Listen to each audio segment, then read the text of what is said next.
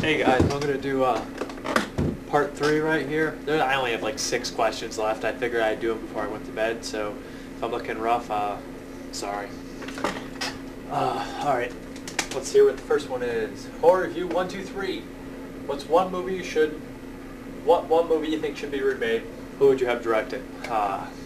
See, I'm all for remaking movies that just completely and utterly sucked, and making that had a lot of potential. Or I never really get too mad when they do like a 50s sci-fi film that's just like, some movies actually need to be remade because they're horribly outdated. I don't believe they need to be remade, but a lot of people do, because a lot of people never even, the movies have great ideas and great messages and no one will ever watch them if it's made in 1950 and the special effects are a puppet ant attacking you. So I don't really have a distinct movie, but a lot of the older stuff, from like the really cheesy stuff that had no budget, like back in the day, they're good movies, but they never had a chance because they fell short for money. Dream Warriors. Oh, who would I have direct it? If I had somebody direct it, I'd have somebody who had a major appreciation for the genre and would destroy it. But hell, if you could get Steven Spielberg to direct it, you automatically got a classic. It's going to be a good movie right there. Or James Cameron or something like that. Minus James Cameron's Titanic, but that's what's this. Dream Warrior 30. Are you an Eli Roth fan? I think his movies are way overrated, and he is also an Abercrombie douchebag. Eli Roth, you know, when I saw Cabin Fever, I really liked Cabin Fever. I thought it was pretty cool. It was like really fun, 80s some cool stuff. When I saw Hostel, I was like, it's alright. And when I saw Hostel 2, I was like, Hostel 2, this movie sucks terribly.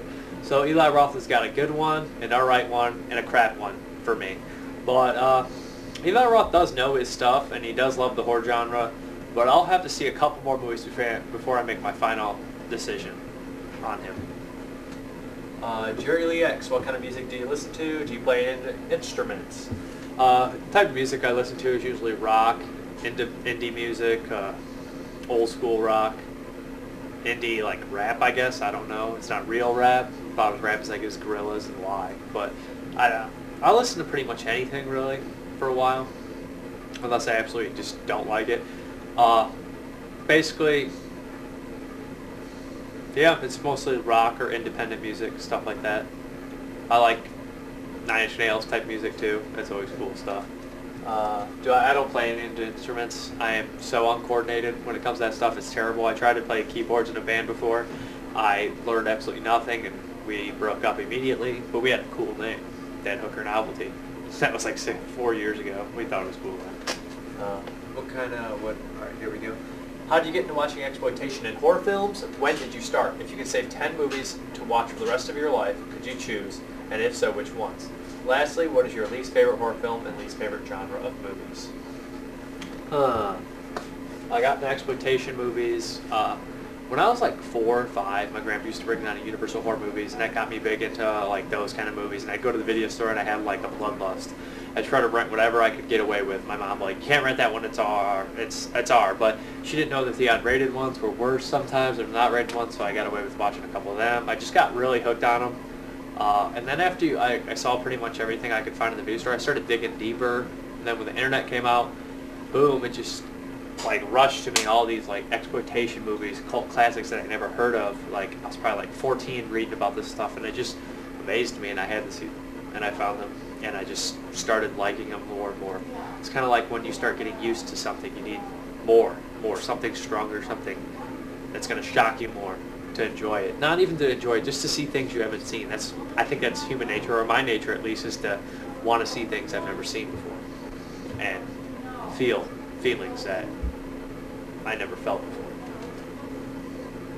If I could save 10 movies, I probably couldn't pick 10 movies, but of course I'd pick Dawn of the Dead, Tombstone. Like I said before, a lot of the stuff I really enjoy, stuff I can watch over and over again, and probably like a big fake season of something, or like a really awesome documentary that's like 6 hours long or something, just so I'd be a lot less bored. What's my least favorite horror movie? I really don't have. Like, I don't want to like just like crap on, because I can usually find redeeming qualities about everything. But there are some really bad horror movies out there, like Doom Asylum. It was released by Code Red. I bought it because it's a Code Red. Awesome company. The movie's terrible. There's some other ones out there. Some really bad movies.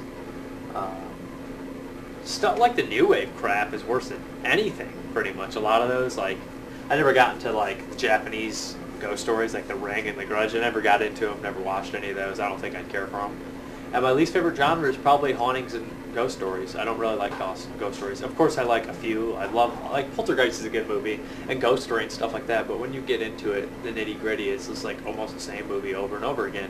I know a lot of them are like that, but that's just not a movie I like to watch over and over again. It's that type of thing. I just don't.